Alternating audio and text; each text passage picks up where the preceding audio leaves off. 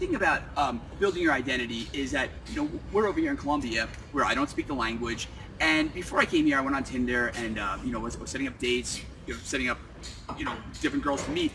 And the thing that I think would hold a lot of guys back is I don't speak Spanish at all. I speak really bad gringo Spanish, and even some guys that we met out here, other guys that we know, just through friends or in our industry, they were saying, oh, it's really hard because, if you can't get past the language barrier, it's going to be really difficult to meet these girls.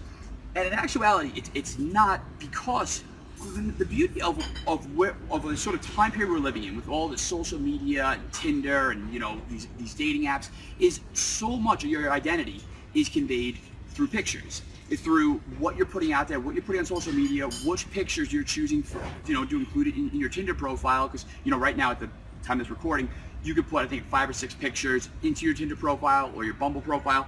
So much of the information that these women are getting about you is coming from the pictures that you're putting out there. And then when I ended up meeting up with the other night, I met up with this girl. I actually went to a house party out here, which is a little crazy. I said to Bobby before I left, if I don't come back, I might be being held for ransom by the cartels. But everything went really well.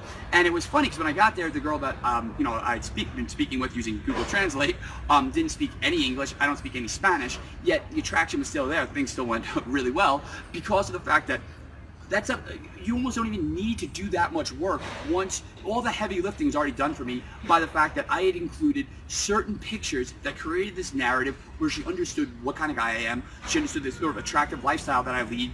I gave her the pictures that I wanted her to see of me. So everything from there is actually pretty easy after that.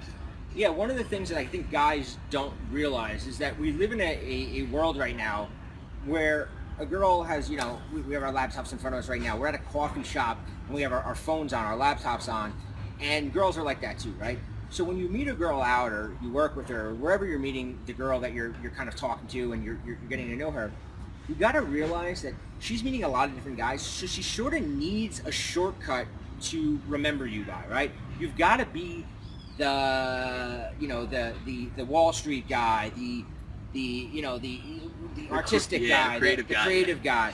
You gotta, if you're just the average, ordinary, everyday guy who she goes to your Facebook profile and just some few random pictures of you here or there, and she doesn't have a sort of a stereotype to attach you to, it's going to be very hard for her to remember you, right? And as we talk about attention, we're in the attention economy, as we're going to discuss in the webinar that we have for you guys on Thursday. We're in the attention economy. If you can't hold her attention, it's not going to happen. And a lot of it, it's funny because me and him, right before we filmed this video, we were shooting, we went to post something on our Instagram and Facebook, and I'll let kind of him get into it because it kind of ties into a mistake a lot of guys make when they do want to show something, especially, we're traveling right now, and when you're traveling, a lot of guys make this picture mistake.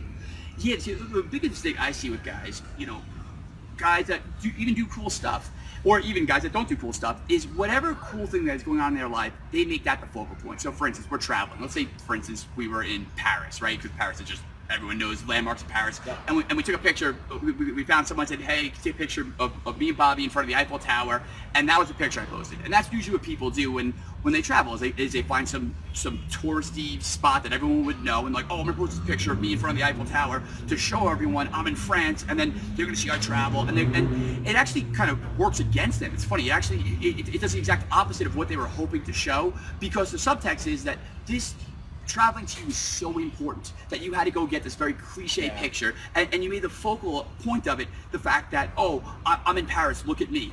So instead of that, what I did, when me and Bobby were sitting here, we're just kind of going over notes for this video.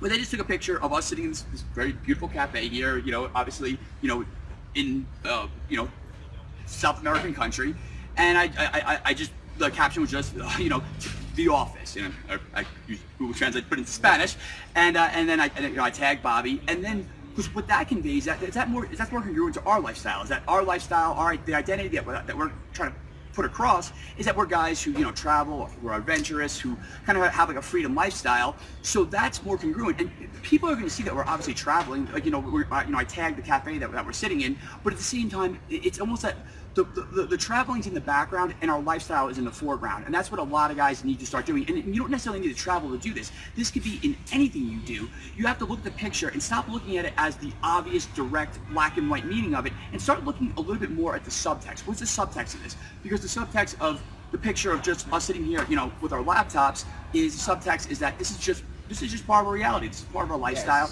Yes. It's like the traveling is kind of in the background, and what we're doing, the cool stuff, or the the different things that we're doing, that's the foreground of the picture. Yeah. So there's another even deeper level thing here going on that I wanted to address, right? And it's one of the reasons I really recommend checking out Thursday's webinar is that even if you're sitting here going, hey, I'm not really on Tinder, I don't really care about that or whatever like that.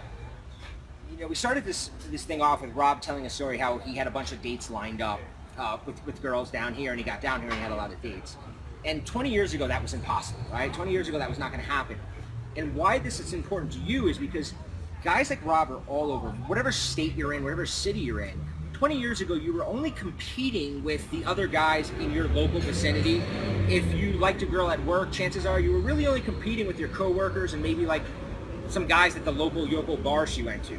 But now, guys like Rob, who live 2 towns over from your girl, every time she pulls out her phone, she's getting messages, right? You've got to know how to counteract that, right? Building your identity, portraying your identity is one aspect of it.